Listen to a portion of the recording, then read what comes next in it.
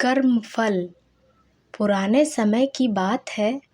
एक राज्य में एक राजा रहा करता था, जिसकी बहुत बड़ी सेना थी। राजा बहुत ही क्रूर था। उसके राज्य में कभी किसी पड़ोसी राज्य का आगमन नहीं होता था। यदि होता भी था तो राजा और उसकी सेना उन्हें परास्त कर हर एक युद्ध में सफल होती, जिससे सारे राज्य डरने लगे थे। प्रजा भी राजा के राज्य में प्रसन्न नहीं थे। राजा नास्तिक व भोग विलास में लीन रहता था। राजा का एक चचेरा भाई भी था, जो कि भगवान की आस्था में लीन रहता था। कभी भी बुरे काम नहीं करता था और ना ही किसी युद्ध में भाग लेता था और ना ही कभी हिंसा करता था।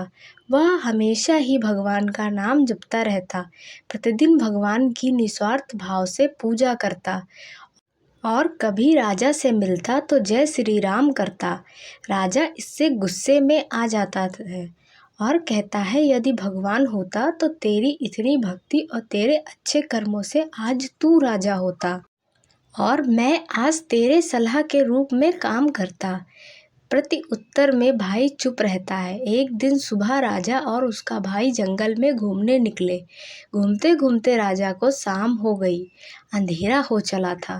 दोनों लौट रहे थे कि अचानक रास्ते में कांटे आए और राजा के भाई के पैर उन कांटों में उलझ गए और उनका पैर खून से लथपथ हो गया। राजा उसे घोड़े पर बिठाल स्वयं पैदल चलने लगता है।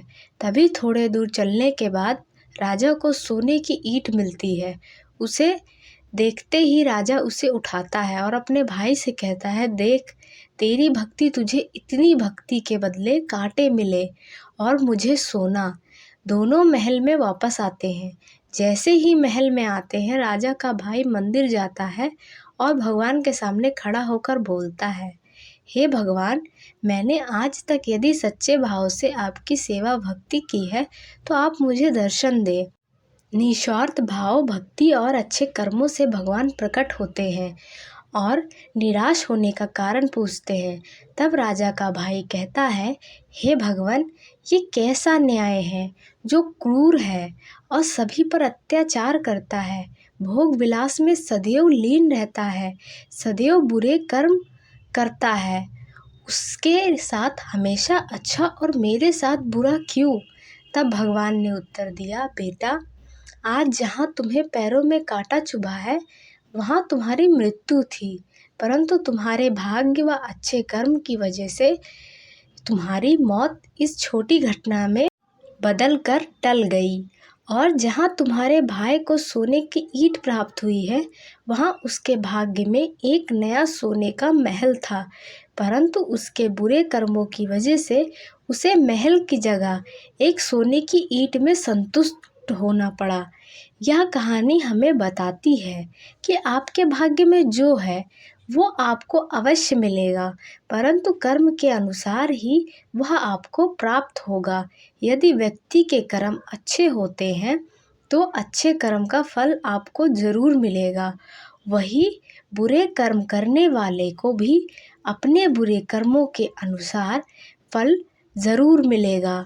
जैसा कर्म करेंगे वैसा फल आपको भोगना पड़ेगा। Thank you for watching.